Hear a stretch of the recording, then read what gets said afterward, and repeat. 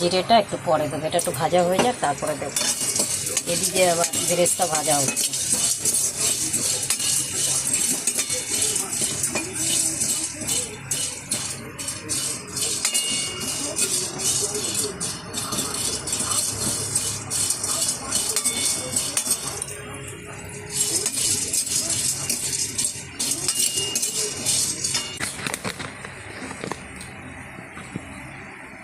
দু চামচ নুন দিয়ে দিচ্ছি ভরে ভরে।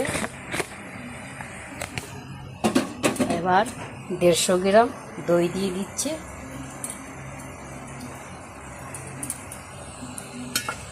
আর কিছু দেবো না, এবার ভালো করে মেখে নেবো। আমি এইগুলোই দিয়ে দিচ্ছি বিরিয়ানির মাংসতে।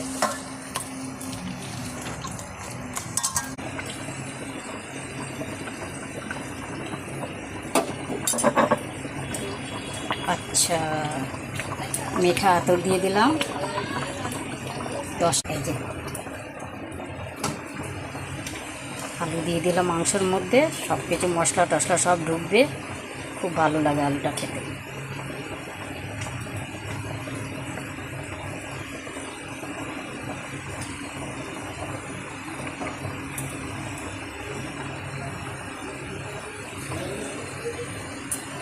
এখন দেখো আমি রেড কাউ ঘি 2 চামচ দিচ্ছি,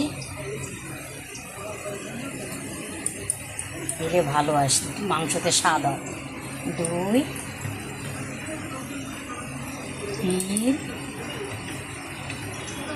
4 চামচ দিলাম। এটা তো রেড কাউ ঘি, খুবই ভালো। ভাত হয়ে গেছে, ভাতটা আবার নামিয়ে দিই। হ্যাঁ, দেখে নাও, নামিয়ে দিচ্ছি।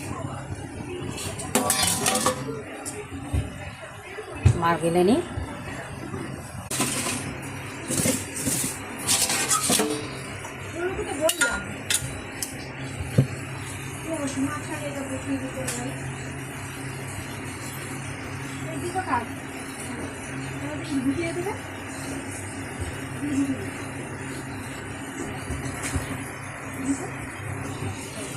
পাঁচ ছ চামচ ঘি দিলাম।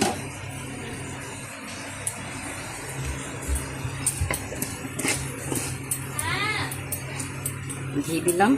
এবার কি হয় না, উপরে একটু ভাত দিলে কি হয়, এটা ঢাকনায় লাগে না, এই জন্য ভাতটা দিয়ে দিলাম। সব আমার কমপ্লিট।